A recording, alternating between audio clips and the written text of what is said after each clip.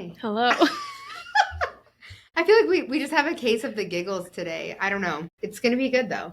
It's always so much pressure when it counts down for us to start the podcast and we haven't predetermined what's going to happen. So you just never know. By the seat of our pants. That's a lie. We do prepare, actually. And we just haven't really found our flow yet after 8,000 episodes. I think we found our flow. Not with our intros. So open to suggestion as long as you're not mean.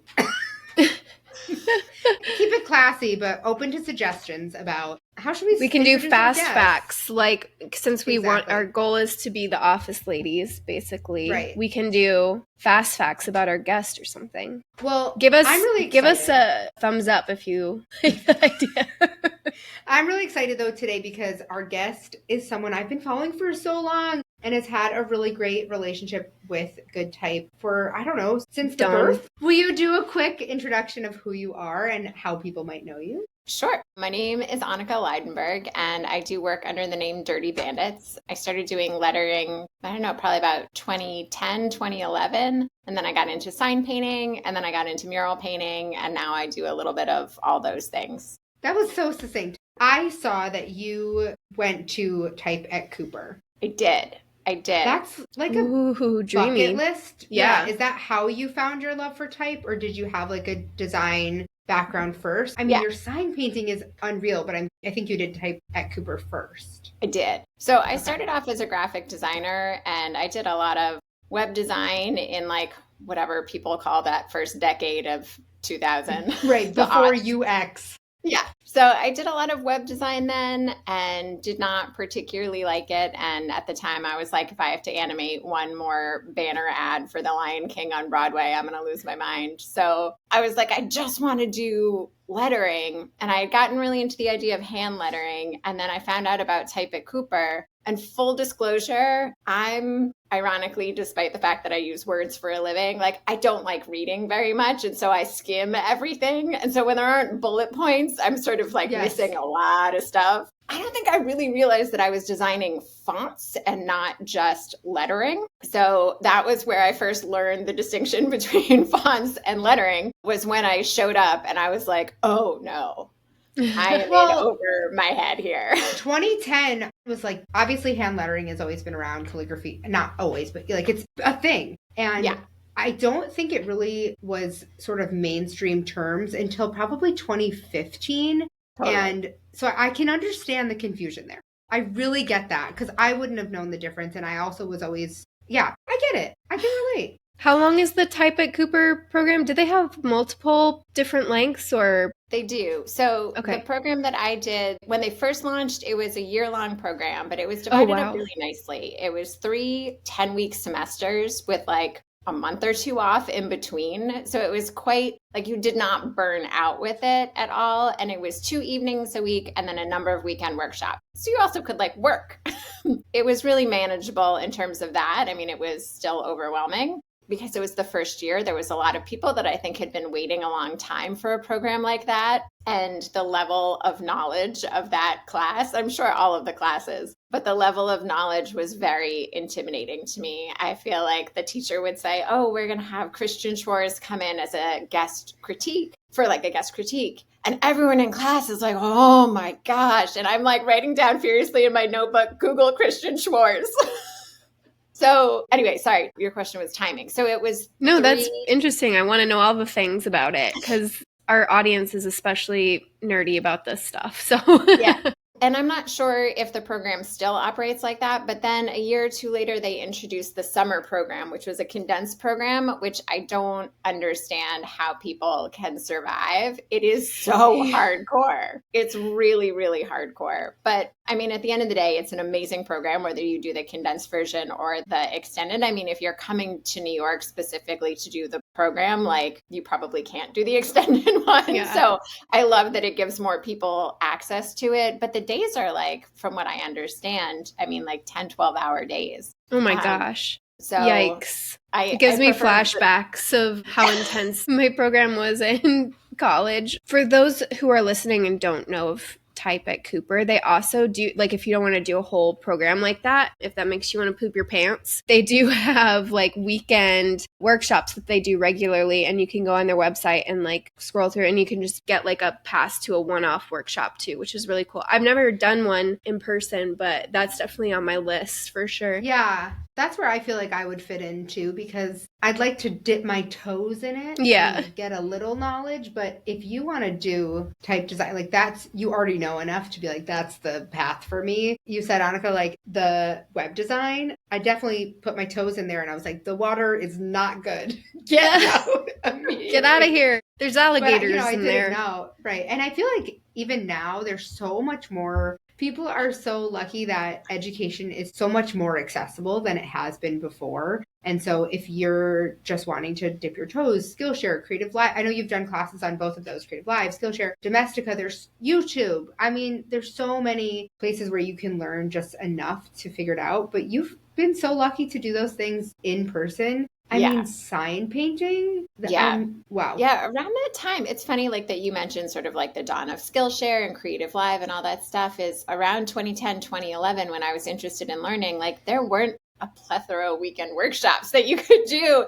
There weren't a lot of online classes you could take. So I really was scrambling. And especially with the sign painting stuff, like no one was offering just a short workshop. You could do I believe the LA Trade Tech School to learn sign painting was a 2-year program. And then there used to be some place called Butera in Boston, which has since closed, which was a 3-year program. And so I was like, oh man, I really want to learn this. But investing 2 years or 3 years, I was like, this is my version of grad school. And I just, what you were saying, Ilana, about wanting to dip your toe in, I'm like, there's no dipping. Like it's a big commitment. So I had been sort of gun shy about that. So I managed to somehow convince the incredibly kind people at New Bohemia Science in San Francisco to let me like come in and watch people work and like help out a little bit if there was anything that I was remotely qualified to do, and just to practice in their space for a month or two. And so that was like in between semesters at Type at Cooper. So like that was my full year of introduction to lettering. So I was learning the hand. You were in it. That's so cool. And the first semester at Type at Cooper, we did almost all our weekend workshops were about drawing letter forms. So I was like, first semester, I was all in.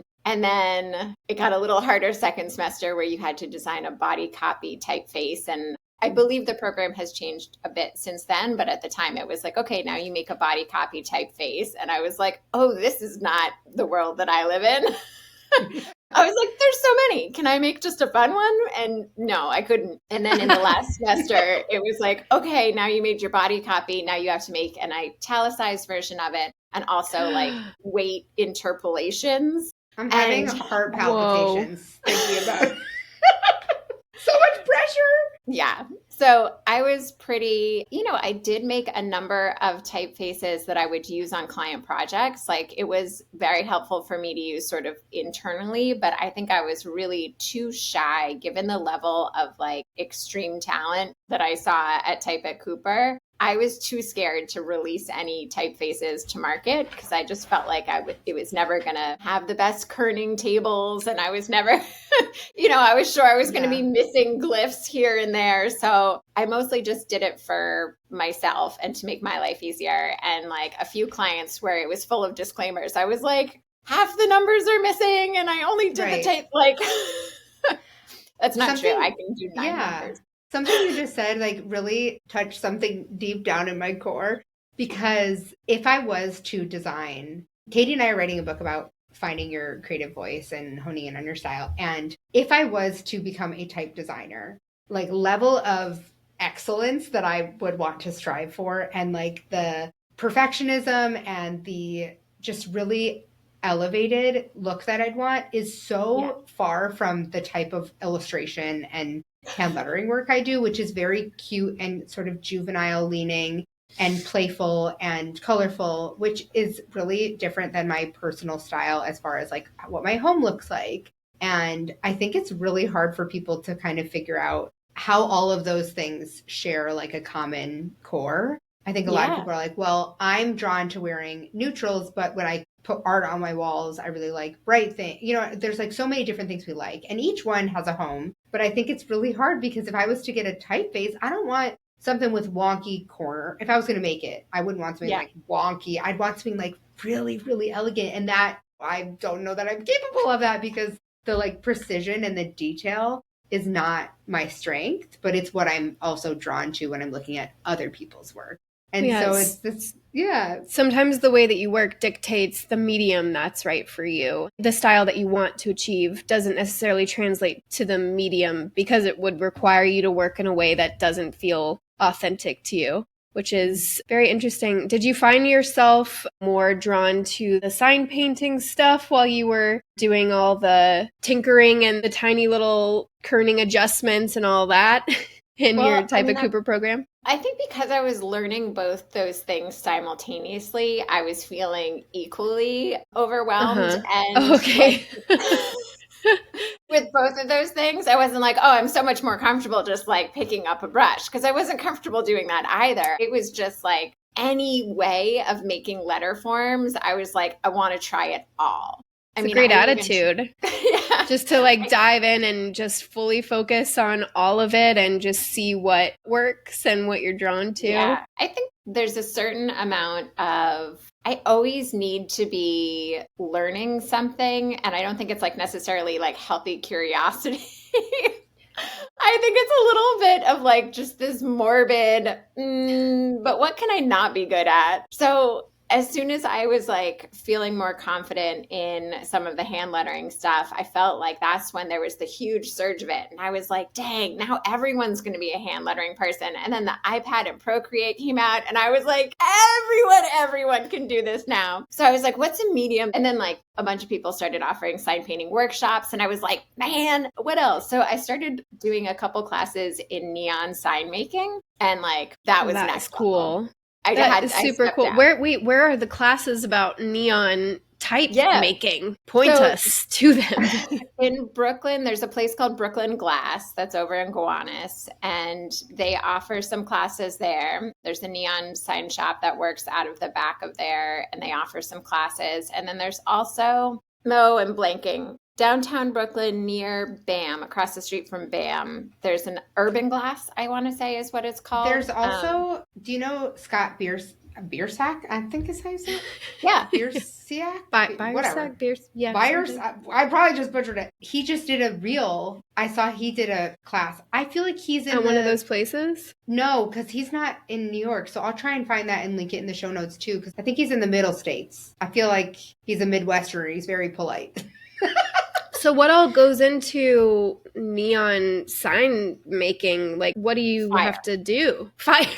Lots of fire. Terrifying. That's why, like, is it glass blowing? Is it you're just manipulating the rods? Is that the terminology? I don't know what I'm talking about. Like the piece of the tube that you want to bend. And then as you bend it, it would sort of instinctively collapse a bit on itself, if that makes sense. So you have to blow gently and only just the right amount and at the exact right time to keep the tube part as a complete round thing. I don't think I should be allowed to try this because I'm not coordinated enough to be allowed to handle fire. I don't know if we've ever talked about my sister on the podcast, but my sister's a glassblower. No way. Yes, she's for sure the coolest person I know. Like, nobody tell her that. I'm just kidding. She now teaches ceramics at the high school level, which how cool that high schools have that at public high schools. But I used to help her in the hot shop. We're both artists, but we're like polar opposites. So I would help her because she needed an assistant.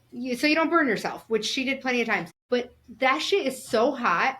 Like, just standing in the room with her, I'd be like dripping sweat, complaining the whole time. Here she is like lifting heavy pounds of molten lava. And it was, oh my God, what an experience. But I saw the video and I did think of that too. It's like glass blowing, but you don't collect the glass you're working with existing. Yeah. And then you like shoot something through it that makes it neon. I don't know. Yeah. Whoa. We weren't allowed to filament? touch that part. Oh, yeah. Okay. No, it's a You're gas. like, this is stage 2. So you seal the ends and they actually like, it's filled with a gas. So the gases are different colors. So neon, I can't remember exactly what it is. I want to say that like the general color of neon gas is typically red and like argon gas is white. And then there's a blue one too. I don't know. They have different colors, but it's like by default, it's science.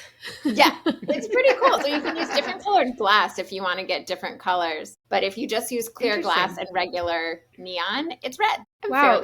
You've tried so many cool things. We wouldn't know. Yeah, you have. Wait, what other lettering adventures have you been on? Well, I'd say then the murals was the next one. The murals was the next big, like, okay, now like use a brush and do it outside. Like exterior murals was also like, that's where I started.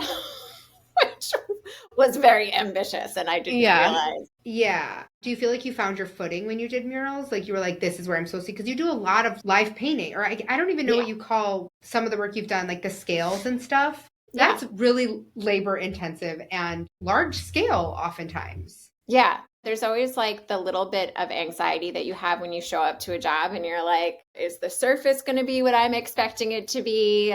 Is the lighting, sometimes you're like, oh, this paint doesn't coat as well as I thought it was going to on this thing. Or like, I don't know. You have to be problem solving like on the fly, basically. Yeah. And I've seen that a lot of these designer brands like Louis Vuitton, I don't even know if this is a thing that they do. It's just like, that's an expensive brand in my head. I mean, I know it is, but I don't know what other brands are doing this. If someone was like, here's this heirloom Louis Vuitton bag, write my name on it, I would be like, absolutely not.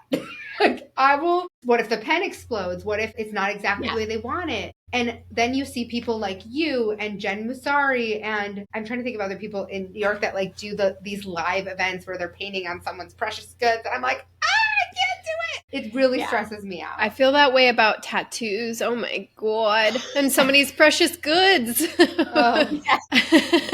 you feel really that when you're doing these live events? I mean, great question. If I'm just painting a wall, I'm not so worried. But you're right. Like when I did one activation that was like very expensive bags, and I always ask for a sample so I can test materials ahead of time. Yeah. Give me a Louis Vuitton sample. And they just sent me a sample bag, and I'm like, testing all my markers and doing all this stuff. And then I was like, oh, they didn't just send me like a piece of leather. They sent me a bag, and I totally looked it up later. I was like, they just sent me a $600 bag that I just used to like scribble all over.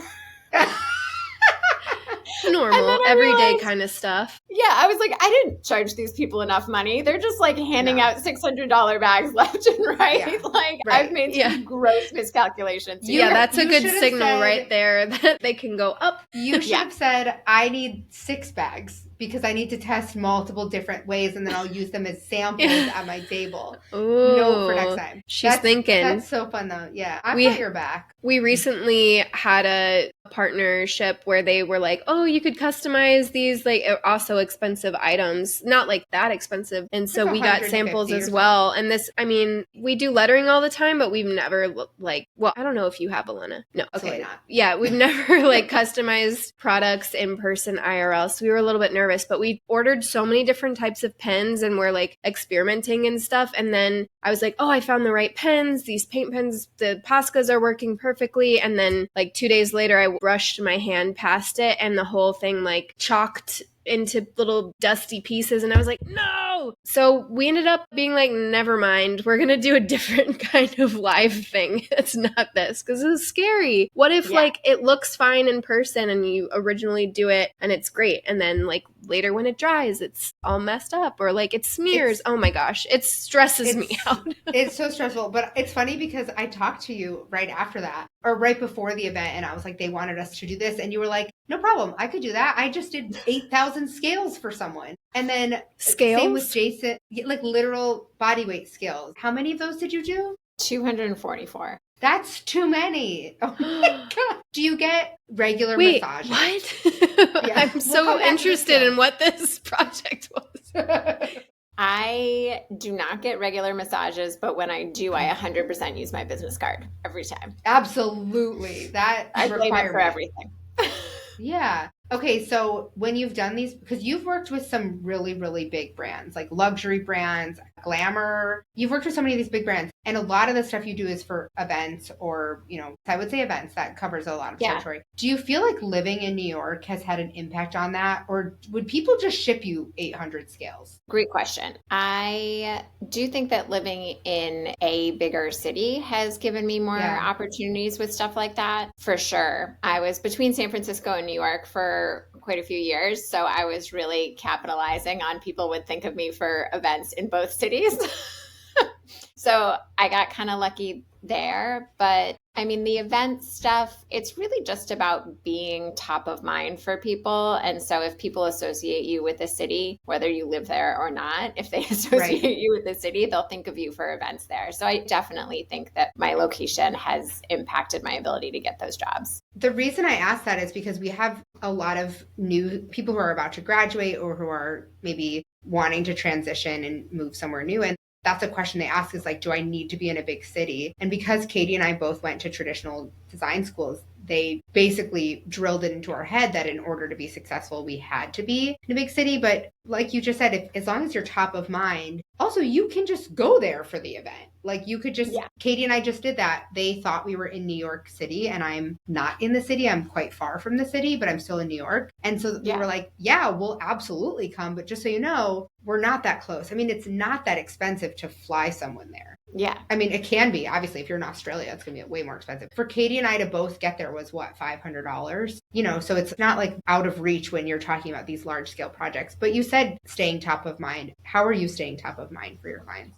I have been struggling with that a lot, you know, since and it's funny, I can't tell how much of it is I had a kid right before the pandemic. So I just feel like, I don't know, and everyone is struggling in their own way with like the algorithm and all this stuff. So it's really hard for me to say what has made it more difficult to do so recently. I can share in the past one thing that I did to stay top of mind, which is still, I think, my greatest business move that I've ever had was to create a calendar every year. I wanted to showcase that I did lettering. So I would make a set of 12 postcards that I would mail out to every past client, every client I wanted, all my friends and family. And it sits on someone's desk or like on their refrigerator, and they change it every month. And like, so I could do 12 different styles that I wanted to explore. Like if there was something I wanted to be more known for, I could work in that direction. You know, like when I wanted more print work, I did one whole one that was all CMYK with like the idea that we all associate CMYK with printing. When I was getting deeply obsessed with sort of like vintage throwback signage, like more sort of like 60s inspired, I did an entire calendar that was inspired by old signage. And so I think that having those calendars sit on people's desks reminds them all the time that I exist, and then they get a new one the next year. So it was like I love that. Super smart. Yeah, that worked. That so worked smart. Well. That was how I also landed my first agent, was I just started sending them a calendar every year. And after 4 years, they were like, all right, we have a gig for you. Are you ready? That's amazing. I'm so glad you mentioned that, because so many people are like, how do I get in front of these people? How do I get my work in front of the people who I want to be working with? How do I spread the word? And especially if I don't feel that great about social media. And when we graduated, social media was not the same powerhouse that it is now. It's a really great marketing tool, but I did the same thing. I did little promos that would just keep me top of mind. And if I had done them every year and something that wouldn't be thrown out or that would be like functional, I feel like you can take that same approach to email or to snail mail or whatever it is. I never liked the idea of sending our customers holiday cards, but I love the idea of sending like Galentine's Day cards or just like an untraditional holiday so it doesn't get lost in the mail. Please send us holiday cards though. I love it. I just didn't want to send one. Also a lot of work, you know, and I like to spread it out. But the same thing, I did promos and some art director wrote about it in an article. Like there's such a ripple effect. And I feel like that's the work that a lot of artists don't want to put in because it's marketing and outreach, but it's also the stuff that we do for fun. Like making that project was a passion project and was probably just really fun to work on because you were your own client. You were solving your own problem. You didn't have a client like breathing down your neck. And it's funny because when I met with Jason Naylor when we were in New York recently, he mentioned you because I said, oh, you know, we were just talking about how great you are. And he said, we're so funny because he really likes to solve his own problems and you really like to solve other people's problems. And that's why you do more client work and he does more work that's just like out of his own desire. Yeah. But you both you balance that out by working on passion projects. And I'd love you to talk about your main passion project that has turned into something so much bigger than just a passion project. Can you share about it? Yeah, definitely. So when I'm going to give just a little bit of the back history before it even came to be. But in 2017, I was back in New York and I was trying to paint more murals. And I learned all the murals that I learned by collaborating with other people. So I wasn't trying to do my own murals. So I was painting a mural with Adam Fu in Brooklyn. And 2017, the political climate was incredibly, incredibly heartbreaking. And we painted a wall that said, "Everything is not okay."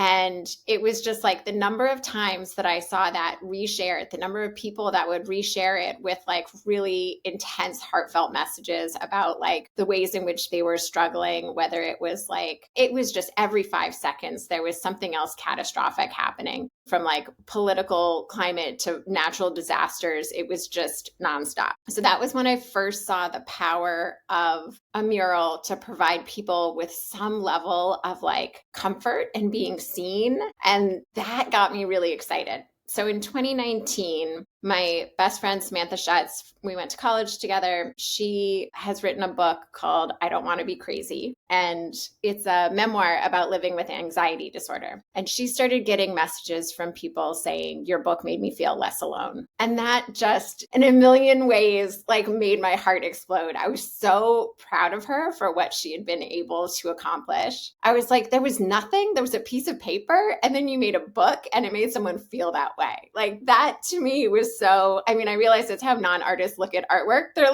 there was nothing, and then you had paint, and now there's this. But I was what a great message. I want more people to feel that way. And I felt I had been newly acquainted with the idea that a mural can do that already. So her book was re-released with a new cover that was black, white, gray, and yellow. And so that was our color palette. And I just reached out to a bunch of artists that I knew in Brooklyn, lettering artists that actually painted walls. Jason Naylor was one of them. And that was actually how we met. I hadn't known him before then. And so Adam Fu painted one, I painted one, and Jason Naylor painted one. And finding a wall is very challenging. So the number of people that were interested but couldn't find a wall, that was a whole thing. So that was what we accomplished the first year. And then it became known as the You Are Not Alone Mural Project. And the following year, we reached 32 murals, I think. And it was largely in thanks to Good Type. So huge shout out to Bode Robinson, because they shared it as a Good Type Tuesday prompt. And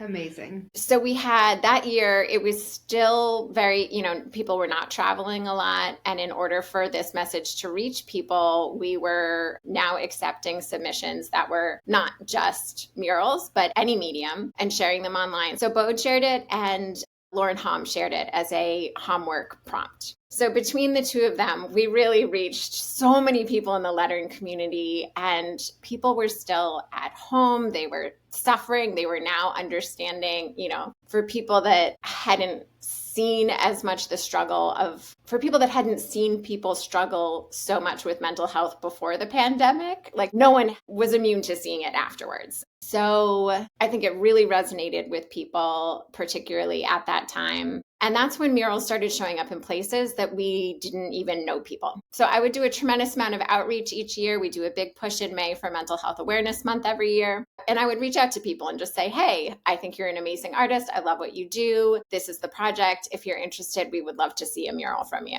And it's grown and it continues to grow. So in 2022, we actually got some sponsorship and we were able to incorporate as a company. We're called Purpose Projects New York. And then in 2023, we got our 501c3 status, which is the legal nonprofit status. So now we can apply for grants. I hope one day we can offer grants. That's sort of the dream for me, is to not project manage things and just say, "Do you have a wall? Do you want to paint? We have X amount, to give to artists for doing it." But right now, I'd say about half the murals are self-initiated, and then about half of them, I think that's where we were at last year. We're now, I'll just say it this way, as of the beginning of 2024, we've reached 80 murals, and we're hoping to reach 100 this year. Yeah. Amazing. That's amazing. Yeah. So I'm just thinking, there's a wall I know of. There's a wall. Yeah. She knows of a wall, people. I know of a wall. Just one. It is amazing. the impact that this project has had, murals are so impactful. That's literally the selling point, is that they create not only a social story, but just, a tug on your heartstrings moment when you see one. And it really adds to the community. And it just has been so impactful. And to go through, we know how much work goes into managing a business, but to manage a non-for-profit is like times a million, right? Because you have to be beyond passionate about it, that you're willing to go through so many hurdles to make it happen. And that's really challenging. I have a question about a specific one of those hurdles, just for people listening who, like, maybe you have a passion project and you want to grow it. Because I've done a side project that got pretty big, and to where I was like deciding if I wanted to be an LLC or apply for that non-profit status. I would love to just hear a little like practical kind of advice, or like your experience with applying for that 501c3 status, and like how you made that decision, and like what kind of support you put in place to help your project grow, because that's intimidating. Yeah. I will say I would not have been able to do it if it wasn't for an organization in New York called the Volunteer Lawyers for the Arts. Love those volunteer lawyers.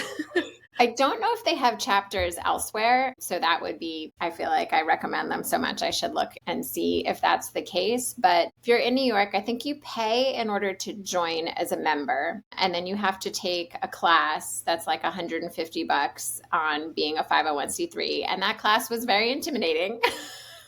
But then you wait in a line. Like once they accept you say, I need legal help with this. Your name is placed on a list. And then when someone comes available and they decide to take on your case, we worked with an amazing lawyer who was really helpful and walked us through all of the things. You need to have your board of directors set up. You need to have bylaws. You need to have, I'm not sure. Do you need to submit minutes and things like that from your, like, I did some initial research into it, but I'm just trying to remember, because I was like, whoa, that's a lot of stuff. Yeah. I know that our financials are have to be super, super, super well kept and detailed. I know that we're supposed to have a certain number of annual meetings, but I don't know exactly how many that is. I should look that up. Yeah, it's so funny that how many weird requirements there are. I'm like, what? Yeah. Why do I have to do this? But okay.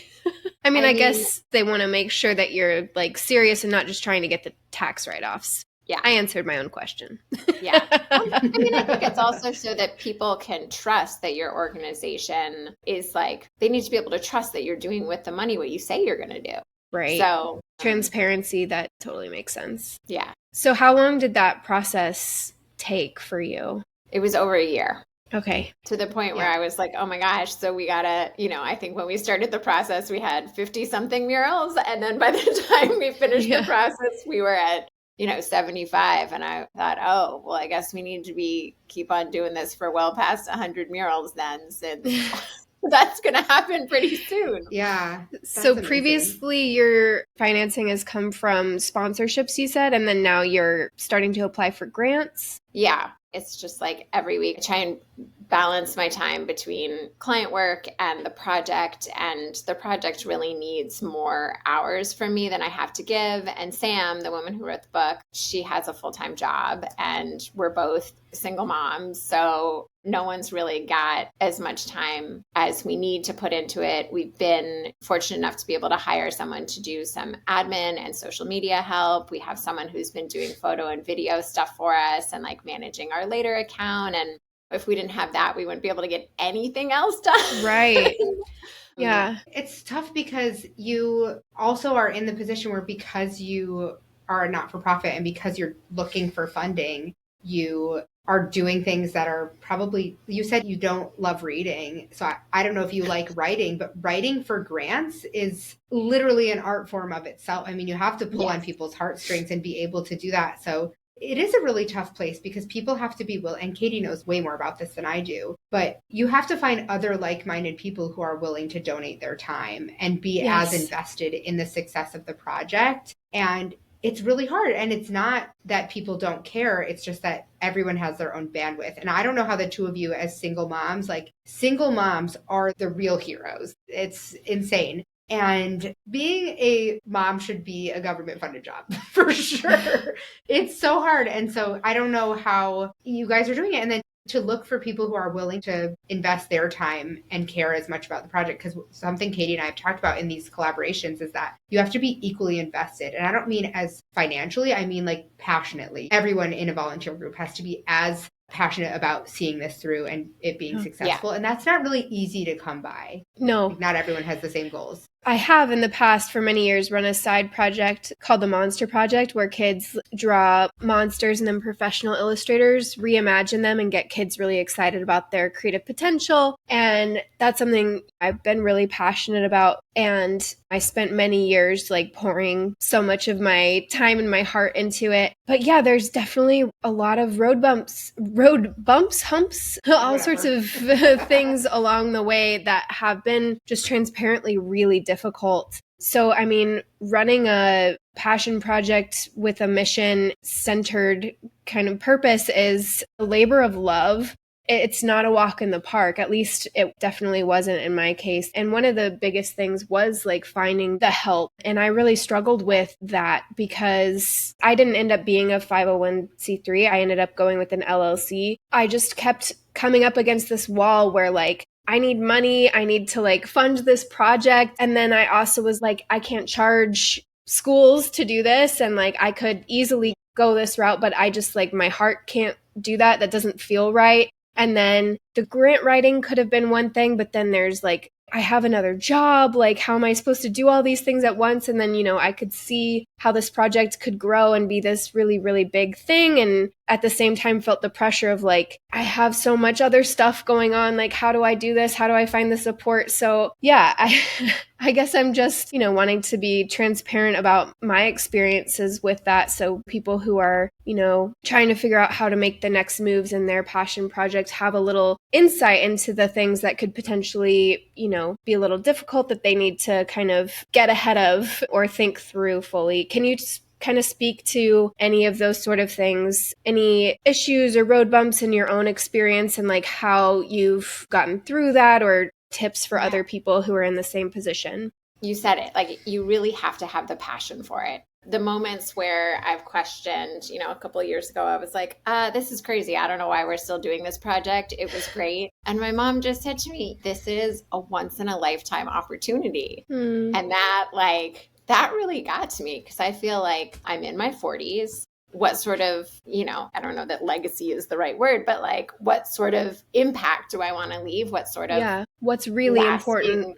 Yeah. And because as you were talking about the conversation with Jason reflected, like I like working with clients. While I do feel very connected to the work that I do for clients, not every client has a mission of, you know, they all have their own responsibilities and not everyone has a mission of contributing to communities in the same way that like I still want to do. So like I need to find some place where I can be taking action that looks like that. And so these opportunities aren't going to present themselves very well. So I feel like once you get to a certain point where you feel like, I'm not sure if I can keep doing this, it's like I was only focusing on that it was taking away time from my client work, that was like financially hurting me. And that's where I was really struggling was like, even this year, like I was looking with my bookkeeper at everything to make sure before I sent it off to my accountant. And I just said to him, what did I do wrong this year? I understand how important the project is to you, but it doesn't appear that that was like a great move this past year. So, you know, if you can take a moment to see something through because it means something, I feel like I can always work on rebuilding client stuff. I mean, that is more what I'm trying to do now. So I will say that this year, we're trying to increase the hours that we have for everyone else. That's like our support staff who are all working at like less than what they should be paid because we're a nonprofit and like we just don't have it. But I was like, okay, I need to figure out how to keep the project going in the way that only I can do. And then things that I can load off, like I have to start doing that more. So like, I don't need to be the one doing the newsletter. Someone else can do the newsletter. Right. So all of those little things. But I think it's figuring out how you can get the help where you need it. What's the thing that you bring to your project that only can come from you, and like hold on to that dearly.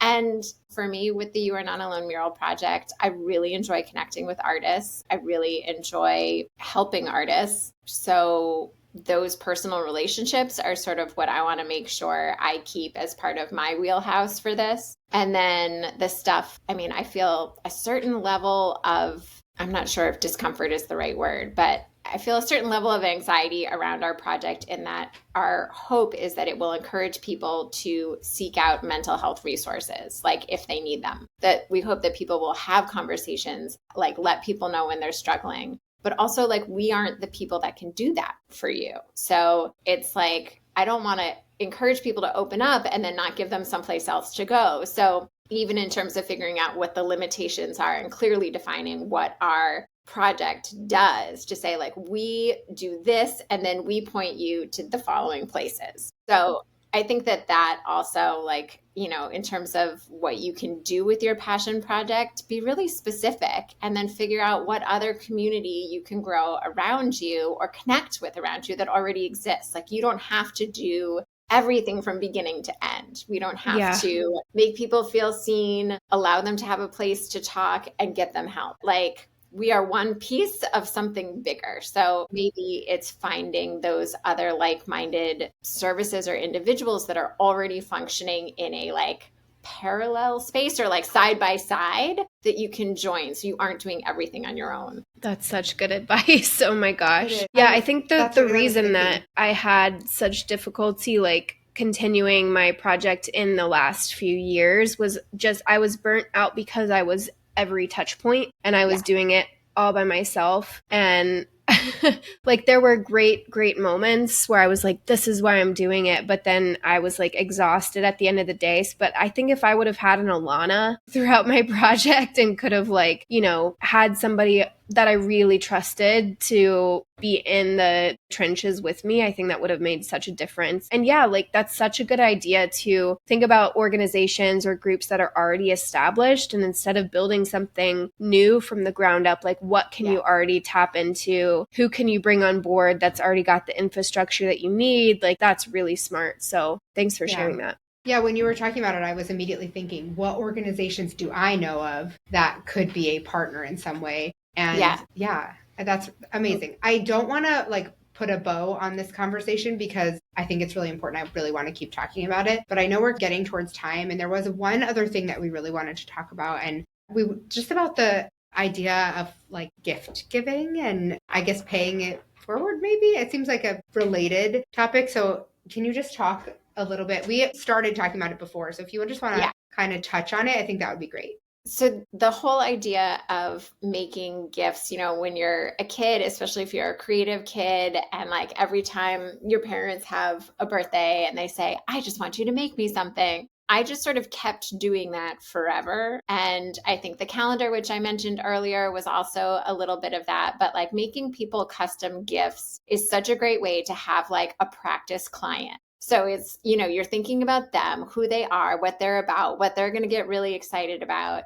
You're thinking about what skills you want to practice, what medium you want to work in. And then if you're documenting it and you're sharing it online, I feel like gifts are sometimes even better than client work. Also because everyone's just excited to get a gift and they're never giving you feedback. They're never like, well, do you think that actually you could redo this part here where I don't know? No one's saying that. It's a gift. So I've always used gift giving to also practice my lettering. And there's so many things that I wish I still had photos of that, like, I just think I used to be very bad at documenting stuff, but making CDs, make CDs for someone and like writing in every song title and a little pie going around the CD and stuff like that. I feel like those are the kind of things that we all do as designers and illustrators. And I just would really hope that people start to see that that's a great way to get the right clients. I really firmly believe if you're feeling stuck about what's a personal passion project that you have, just find someone else and make a passion project that's for them. I love that. That's so sweet. Well, that says so much about who you are, that's how you view the world, or that's how you would come up with a passion project. And I really love that. Yeah, I love that too. Are you someone who keeps everything that your kid makes? Yeah, ever since I got those frames that are like this deep where you can just layer them, forget it. I have had in my cart for so long the frames that like you don't have to take the back off. Is that the same thing you're talking about, where you can just like pop out the front? My kids have asked for them because they're like, can we put this on the wall? I'm like, let's do it. But then we just tape it up and I'm like, I gotta buy the real thing. I love that for you. That's so sweet. I feel like we could have this conversation go for several hours. I want to wrap up by just asking if there are 2 random, don't have to be design related, just things you've been loving lately. Maybe not a book, because we already talked about not reading. But it's kind of better if they're not design related. Like throw us off. Give us some behind the curtain of who you are maybe outside of your favorite dish at your favorite new food at Trader Joe's. I ask every cashier when I'm there what their favorite thing that week is. That's a great question.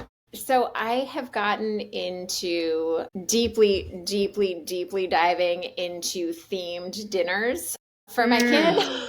Love it. So like little cutout shapes for things has been like really... I'm going to need an example of the themes you've been doing. Oh, okay. Yeah. Well, we did spooky dinner for Halloween and I found on Pinterest some hot dogs. You cut the hot dog in half. You cut out a little like oval shape at the top for a nail before you boil it. And then you score some little lines for the knuckle, and then you boil them, and they look like totally disturbing severed fingers. And then you squirt ketchup around them, and then a little bit of mustard on the nail. I gotta tell you, I don't want to come to this dinner.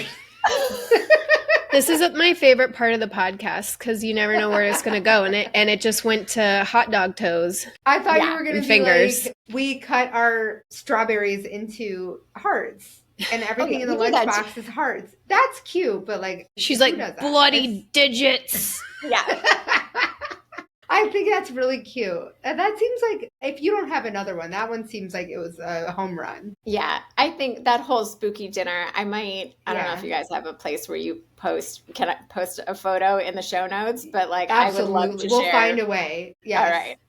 Please. That would be amazing. Yeah. I love the idea of themed anythings. When you first said it, I thought you meant like dinner parties, but I love... I mean, it is like parents, a dinner party for your kid. But like I meant like just... I have the same thing. I love the theme. And I love going a little extra and a little overboard, but that was cute. I really like that. Please send us a footage of that. We did and then, a Game of Thrones themed dinner, went for the finale, and we got a bit, I don't know if this is appropriate, but we got what's it called? Pork loin.